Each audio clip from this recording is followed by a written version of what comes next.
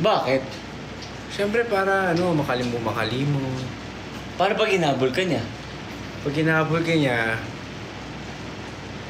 balikan mo.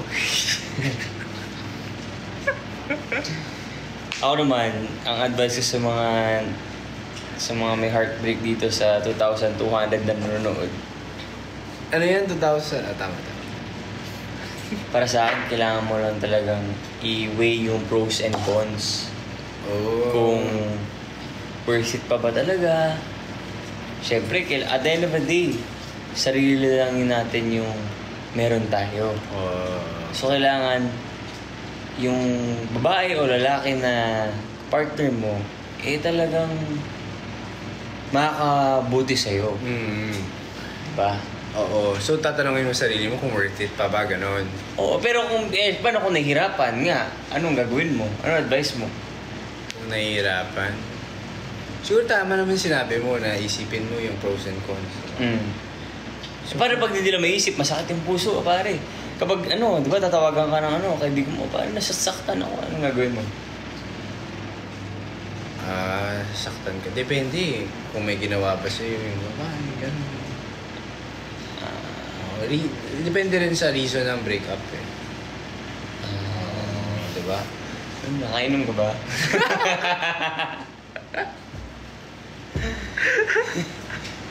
Sa akin naman, basta lagi yung unahin yung sarili nyo. Kasi, iisipin nyo, yung babae o lalaki na nakilala nyo, hindi mo naman sila kilala. Hindi naman sila importante sa inyo nung simula, nung bago mo sila makilala. Oo, tama. Diba? Tama. Sige, next question. Ano po gamit yung perfume?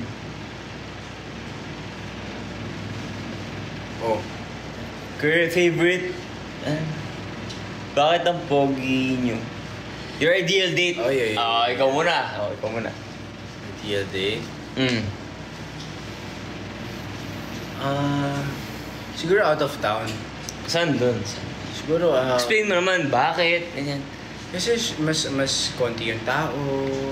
Gusto ko kasi intimate eh. So kami lang dalawa sa place. Dito kagaya sa Manila na daming tao. Oo. Tapos chill lang. Wine lang. Ako naman, gusto ko basta masaya yung i-date ko. Oo, pare. Lahat bibigay. Ako kasi giver ako, tsaka romantic. Oo. Ako yung tipo na pare, mga ibibigay ko yung lahat para maging masaya siya. So anong sa tingin mo yung mapapasaya mo yung babae date mo? Saan? Anong date? Date? Bukas. Anong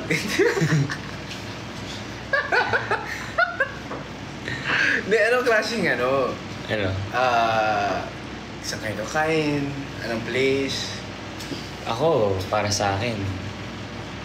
Kasi ako pare, naiintindihan ko naman kapag lalaki ka, dapat ikaw yung nag-decide. Tama. Oo. Pero sa akin kasi, gusto ko yung babae, she gets to decide also. Because there has to be gender equality.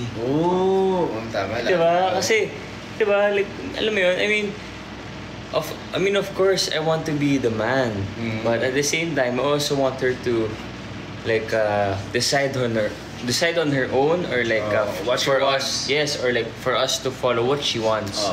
For me, that is a sign of a good relationship. Tama. Yes, hindi lang puro lalaki, hindi lang puro babae. Tama naman. Dapat lagi nagko-compromise. Oo. Tama. Kahit saan pa yan, no? Kung gusto niya, doon tayo. Oo, doon tayo.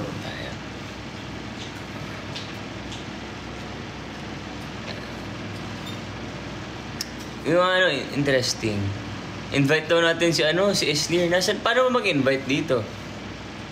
Invite nga natin. Try natin. Paano ba? Hindi ko alam eh.